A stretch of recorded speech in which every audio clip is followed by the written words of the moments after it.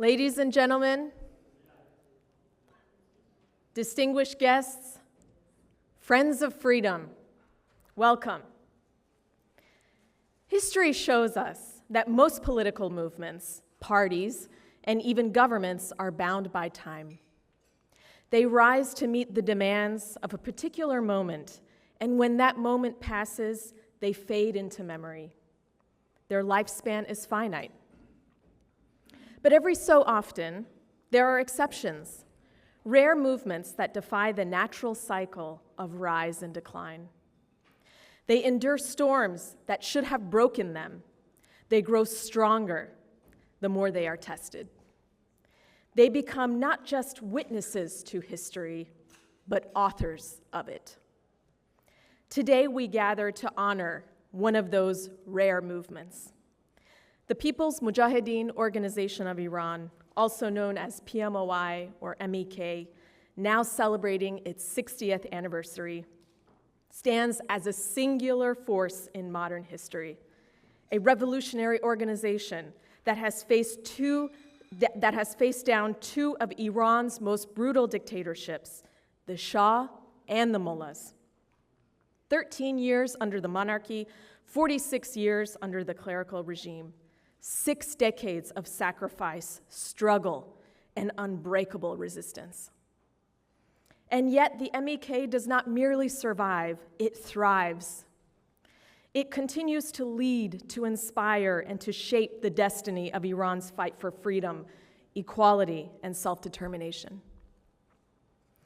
I often wonder what the founders of the MEK, Mohammad Hanif Nejad, Saeed Mohsen, and Ali Asghar Badizadegan would think if they could see what the organization they initiated has become.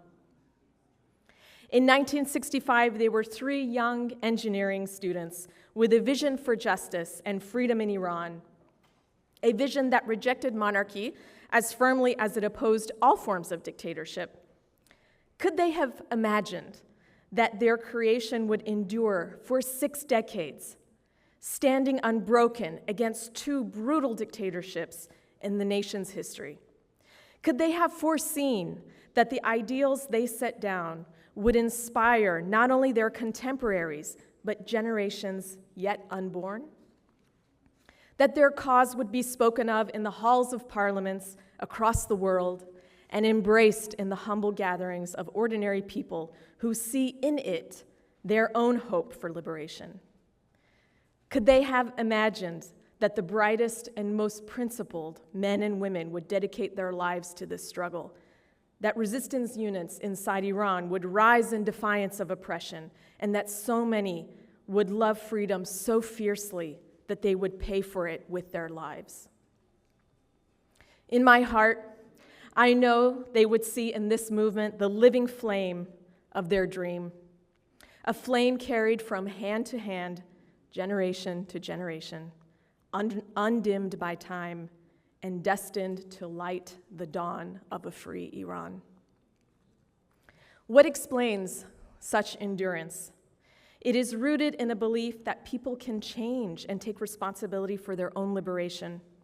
It is sustained by a clear moral compass that refuses to blur the line between justice and oppression. It is strengthened by honesty, sacrifice, and political integrity. It is renewed by loyalty to the cause of freedom and the ability to adapt to each new era.